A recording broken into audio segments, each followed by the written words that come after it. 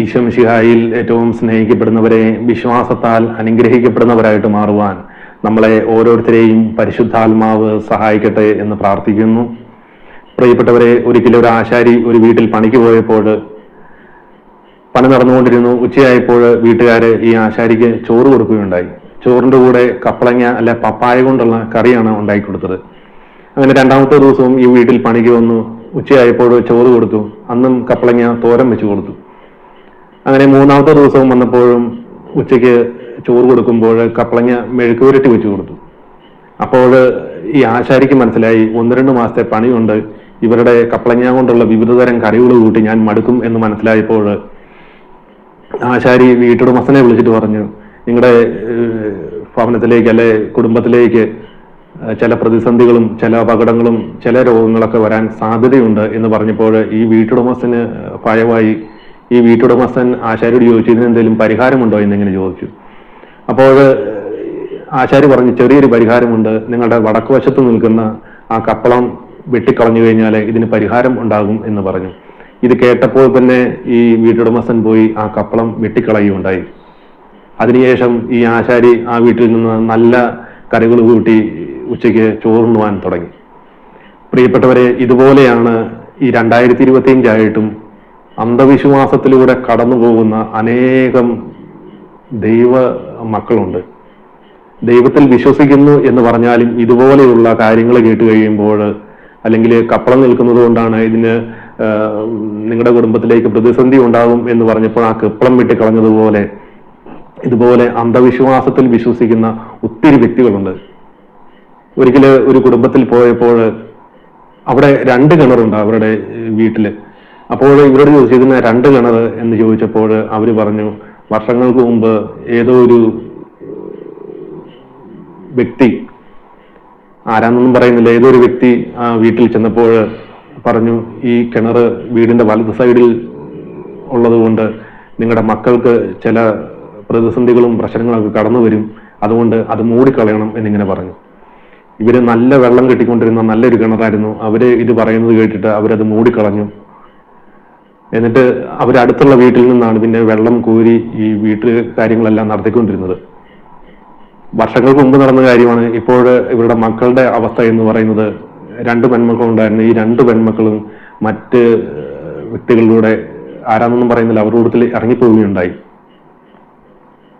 പ്രിയപ്പെട്ടവരെ, ഇതുപോലെയൊക്കെയുള്ള അന്ധവിശ്വാസങ്ങൾ ഉള്ള സന്ദേശങ്ങൾ, അല്ലെങ്കിൽ കിണർ അവിടെ നിന്നതുകൊണ്ട്, അല്ലെങ്കിൽ മുരിങ്ങി ഇവിടെ നിൽക്കുന്നത് കൊണ്ട്, അല്ലെങ്കിൽ തെങ്ങ് അവിടെ നിൽക്കുന്നത് കൊണ്ടാണ് നിങ്ങളുടെ കുടുംബത്തിലേക്ക് പ്രതിസന്ധികളും പ്രശ്നങ്ങളും ഒക്കെ കടന്നു വരുന്നത് എന്ന് പറയുന്ന അന്ധവിശ്വാസങ്ങൾ കേട്ട് അതിന്റെ പുറകെ പോകുമ്പോൾ നിങ്ങൾ നാശത്തിലേക്കാണ് കടന്നു പോകുന്നത്.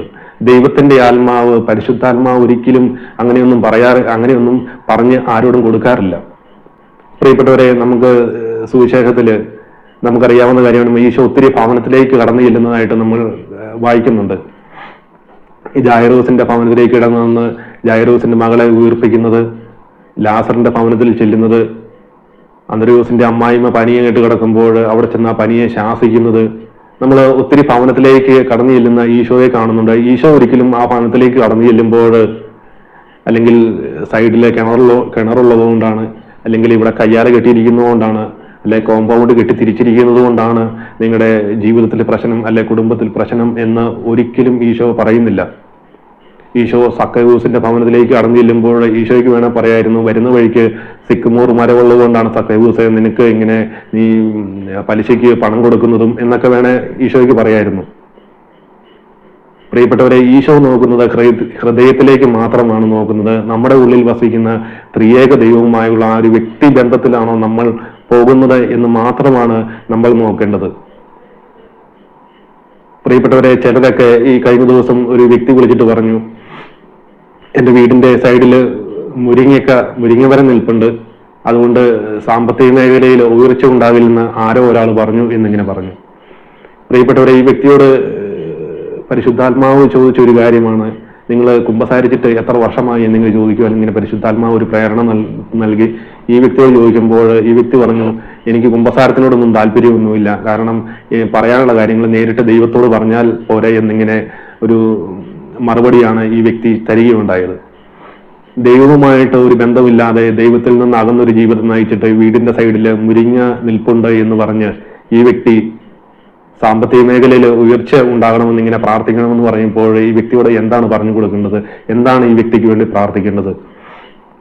ഞാനൊരൊക്കെ ഒരു കാര്യം കൂടെ, നിങ്ങൾ പോയി ഒരു വിശുദ്ധ കുമ്പസാരം നടത്തി ഈശോയെ സ്വീകരിച്ച് ഈശോയുമായുള്ള ഒരു വ്യക്തിബന്ധത്തിലേക്ക് കടന്നു വരുമ്പോൾ നിങ്ങളുടെ ജീവിതത്തിലേക്ക് ദൈവാനുഗ്രഹം കടന്നു വരും. അല്ലാതെ ഈ മുരിങ്ങയെ നോക്കിക്കൊണ്ടിരുന്നു കഴിഞ്ഞാൽ ഒരിക്കലും നിങ്ങളുടെ ജീവിതത്തിൽ ഒരു ദൈവാനുഗ്രഹങ്ങൾ കടന്നു വരികയില്ല ഇന്ന് ഈ വ്യക്തിയോട് പറയുകയുണ്ടായി.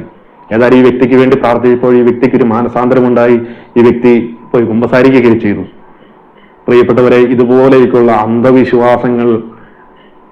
അന്ധവിശ്വാസങ്ങളിലേക്ക് കടത്തിവിടുന്ന സന്ദേശങ്ങളൊക്കെ കേട്ട് നിരാശയിലായിരിക്കുന്ന ഏതെങ്കിലും വ്യക്തികളുണ്ടെങ്കിൽ നിങ്ങൾ ചെയ്യേണ്ട ഒരൊറ്റ കാര്യം, നിങ്ങൾ പോയി വിശുദ്ധ കുമ്പസാരം നടത്തി ഈശോയെ സ്വീകരിച്ച് നമ്മുടെ ഉള്ളിൽ വസിക്കുന്ന പിതാവും പുത്രനും പരിശുദ്ധാത്മാവുമായുള്ള ആ ഒരു ത്രിയേക ദൈവവുമായിട്ടുള്ള ഒരു ബന്ധത്തിൽ മുൻപോട്ട് പോകുക എന്നുള്ളത് മാത്രമാണ് ഇതിനൊക്കെയുള്ള ഒരു പരിഹാരം എന്ന് പറയുന്നത്.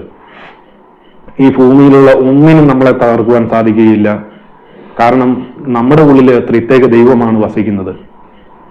അല്ലെങ്കിൽ ചിലർ പറയാറുണ്ട്, വീടിന്റെ മുകളിൽ കൂടെ ഇന്ന സംഭവങ്ങൾ പറന്നു പോകാറുണ്ട്, അതുകൊണ്ടാണ് ഞങ്ങളുടെ ജീവിതത്തിലേക്ക് തകർച്ച കടന്നു വരുന്നത്. അല്ലെങ്കിൽ വീടിന് പല കാര്യങ്ങളും ഇങ്ങനെ പറയാറുണ്ട്. പ്രിയപ്പെട്ടവരെ, ഇതിലൊന്നും വിശ്വസിച്ച് അതല്ലേ ഇതിനൊന്നും ചെവി കൊടുത്ത് നിങ്ങൾ ഒരിക്കലും നാശത്തിലേക്ക് കടന്നു പോകരുത്. ഏക സത്യദൈവമായ അവിടുത്തെയും അവിടുന്ന് അയച്ച യേശു ക്രിസ്തുവിനെയും അറിഞ്ഞ് നിത്യജീവൻ പ്രാപിക്കുവാൻ വേണ്ടിയാണ് നമ്മളെ ഓരോരുത്തരെയും ഈ ഭൂമിയിലേക്ക് അയക്കപ്പെട്ടിരിക്കുന്നത്. ആ ദൈവിക പദ്ധതിയോട് വിധേയപ്പെട്ട് ജെറമ്യ 29:11 എല്ലാവർക്കും അറിയാവുന്ന വചനഭാഗമാണ്. ദൈവിക പദ്ധതിയോട് വിധേയപ്പെട്ട് ഈശോയുടെ ഇഷ്ടം നിറവേറ്റി ഈശോയ്ക്ക് വേണ്ടി ആത്മാക്കളെ നേടുന്നവരായിട്ട് മാറുവാൻ, ദൈവഹിതത്തിന് വിധേയപ്പെട്ട് മാത്രം ജീവിക്കുന്നവരായിട്ട് മാറുവാൻ, ഇതുപോലെയുള്ള അന്ധവിശ്വാസങ്ങൾക്കൊന്നും ചെവി കൊടുക്കാതെ നമ്മുടെ ഉള്ളിൽ വസിക്കുന്ന പരിശുദ്ധാത്മാവിന്റെ സ്വരം കേട്ട് പരിശുദ്ധാത്മാവിന്റെ ആ ഒരു നിയന്ത്രണത്തിൽ മുൻപോട്ട് ജീവിതം നയിക്കുമ്പോൾ ആത്മീയ ജീവിതത്തില്, ഭൗതിക ജീവിതത്തില്, സാമ്പത്തിക മേഖലയിലെല്ലാം നമ്മൾ അനുഗ്രഹിക്കപ്പെടുന്നവരായിട്ട് മാറും. ഇത് കേൾക്കുന്ന ആരെങ്കിലും ഇതുപോലെ നിരാശയിലൂടെ അല്ലെങ്കിൽ എൻ്റെ ഭവനത്തിലേക്ക്, അല്ലെ എൻ്റെ സാമ്പത്തിക മേഖലയിലേക്ക്, എൻ്റെ മക്കളിലേക്ക് ഇതുപോലേക്കുള്ള തകർച്ചകൾ കടന്നു വരുവാൻ കാരണം ഇതുപോലെയുള്ള കാരണങ്ങളാണെന്ന് എന്നുള്ള അന്ധവിശ്വാസപരമായിട്ടുള്ള സന്ദേശങ്ങൾ കേട്ടിരിക്കുന്ന വ്യക്തികളിലേക്കെല്ലാം പരിശുദ്ധാത്മാവിന്റെ അഭിഷേകം വ്യാപരിക്കട്ടെ. ഏക സത്യദൈവമായ അവിടുത്തെയും അവിടുന്ന് അയച്ച യേശു ക്രിസ്തുവിനെയും അറിഞ്ഞൊരു ജീവിതം നയിക്കുവാൻ നിങ്ങളെ ഓരോരുത്തരെയും പരിശുദ്ധാത്മാവ് സഹായിക്കട്ടെ എന്ന് പ്രാർത്ഥിക്കുന്നു.